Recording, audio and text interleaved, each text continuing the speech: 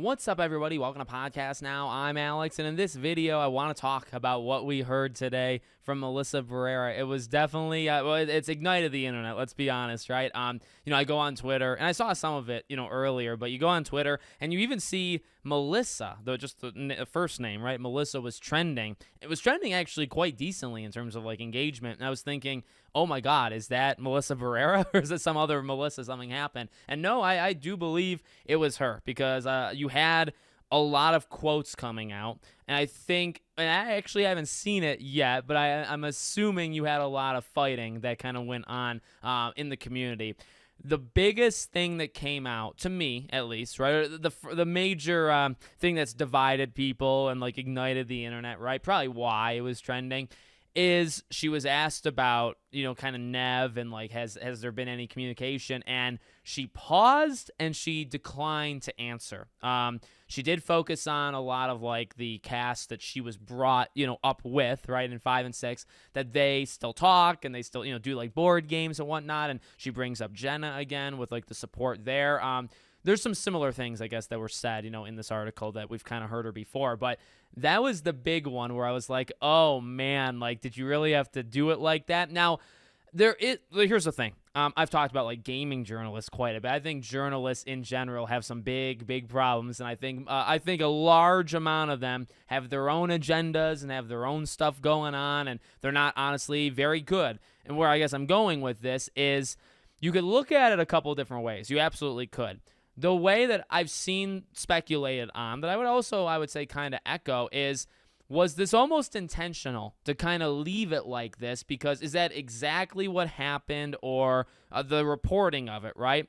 You left it like this, I think, to kind of create a story, to create that divide, to create engagement. And that's not shocking when you think about reporting. And again, I primarily focus on game journalists.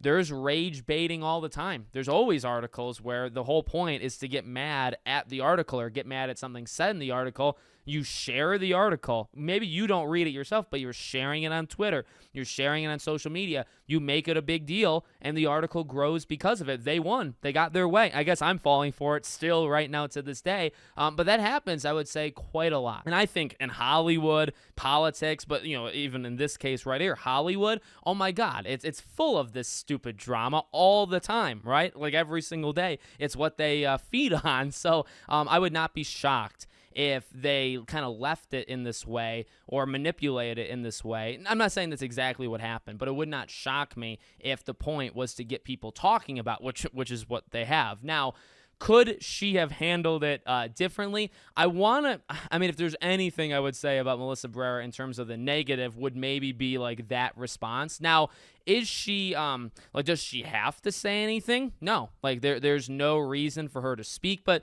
I will say this. She's doing the interview. She's doing the interview willingly. Certain subjects are going to come up. So I think she should have been ready for something like this. And the reason, this way that I'm attacking, what kind of happened, right? The way my defense would be is, that somebody's eventually going to ask you. And we talked about this actually a few days ago. I hope she gets asked at a convention, because she's doing more of them.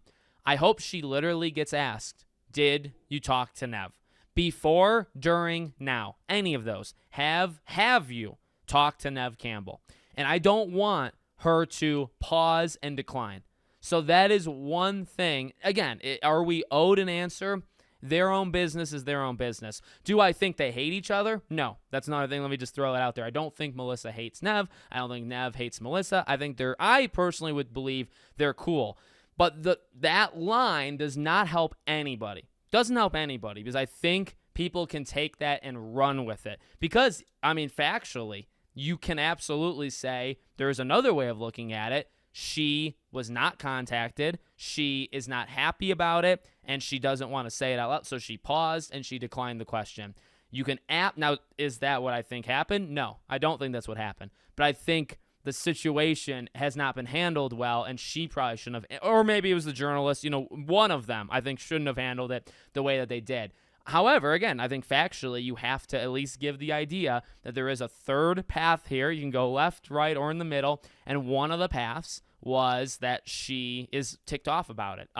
she is sad about it, right? That was another thing that was brought up, is that she's not happy about what happened. Like, she wants to use her platform for her voice. We could talk more about that. I don't think like, the way she worded it is like, well, she has a platform. She feels almost like it's a responsibility. Like, because she has a voice, I don't think that's always true. I don't really believe in that myself, but I do believe in each individual doing whatever they want. So if she wants to use her platform to say stuff, whether people agree or disagree with it, I don't care. I truly don't care.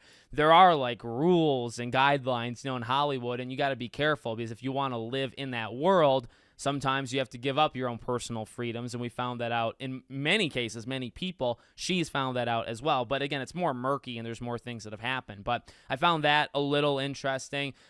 She did bring up another Sam thing where she says, like, never say never for her coming back, but she thinks that a lot of things would have to go a certain way or to go right in order for Sam to return. This is different than the response she gave. I would say different because it's more cautious. I think it's way more cautious. When she was asked at the convention, right? And you could debate which one is the real answer, because one, she's saying in front of her fans. Like, factually, she's saying in front of her fans. She's saying in front of people there to see Melissa, but she played Samantha Carpenter in their favorite franchise of Scream. And she's at a Scream, not a Scream convention, but she's at like a Scream panel. She's representing herself mainly from the role of Sam, right, which Scream gave her.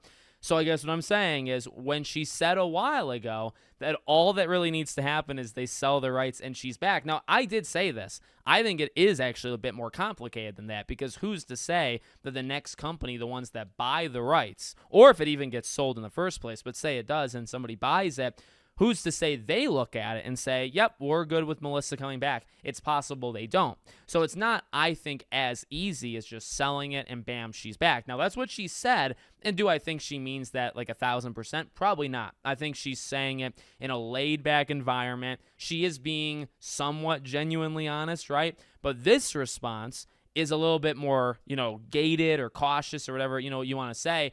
And I believe this one a little bit more. I mean, you could argue that she's saying the same thing, right? Like, the answer is she loves Sam. She loves the Scream franchise, and she would come back. I think that's all still true. She would come back. But now there's a lot of things that have to happen in order for me to come back. I think we always knew that. She just put it in the past as if it was like a one-and-done thing, which, again, I think is more of like a laid-back kind of response. She doesn't have to go into the nitty-gritty with it, right? And so this was an interview. This is a little bit more deep. But, yeah, circling back to the Neve thing one last time, this is where I want to end it. And this is, I think, the crux of why I wanted to make this video in the first place. It is messy. I really hope, like, the things I've seen on Neve Campbell or about Neve Campbell from certain people in the fandom have been disgusting. Like, they've been awful. And I know people have said about, like, the toxic fandom of 5 and stuff. I mean, look, I've always talked about, in my 4 years of covering Scream on this channel, I think there's a lot of just genuinely great Scream people, whether it's content creators, whether it's community, and we're all the community, right? I think there are genuinely great people. I think the good outweighs the bad.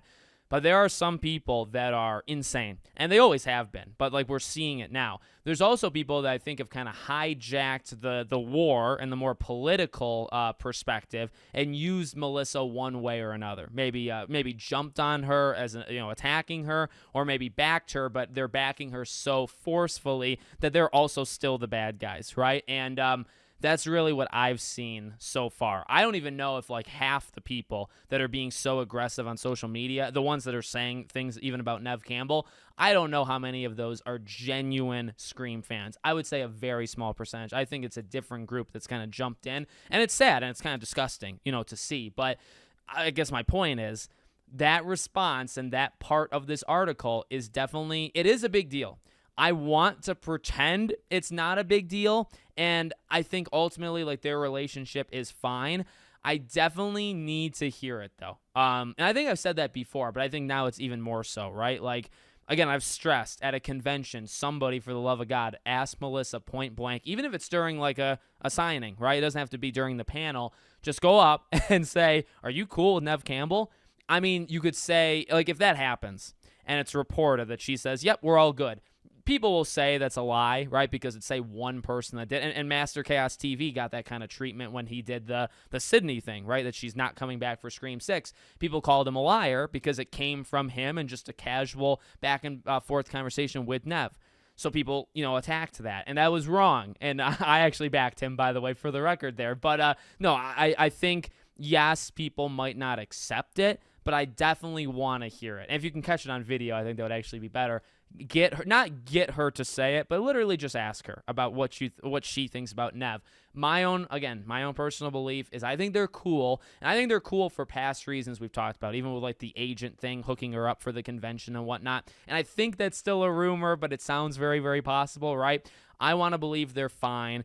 And even if Neve didn't talk to her beforehand, which is debatable. Some people think, no, Neve absolutely reached out to her, and I hope so.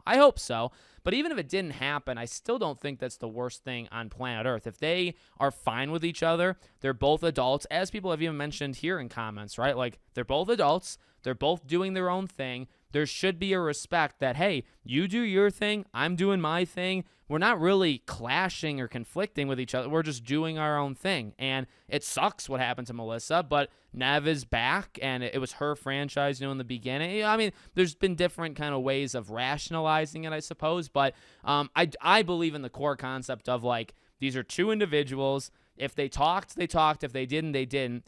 I guess if there is bad blood, that is definitely, like, newsworthy or noteworthy, but I don't know. Like, that would also need to be said. Her declining to answer is not a good look, and could paint the picture that, no, she never talked to me, and no, I'm not thrilled with it, and we're not really in a good place with each other. It could mean that, but she never said that. That's speculation, and that could be the correct speculation, but hence why I think it's so important that one day she gives an answer. And clearly, I think she's more laid back, and like, she feels good answering at conventions. So get her to do it there, right? Because she might not do it to report. So let me know what you guys think in the comments. Make sure, as always, you're subscribed to the channel, bell icon turned on, and I hope to see you all on the next one.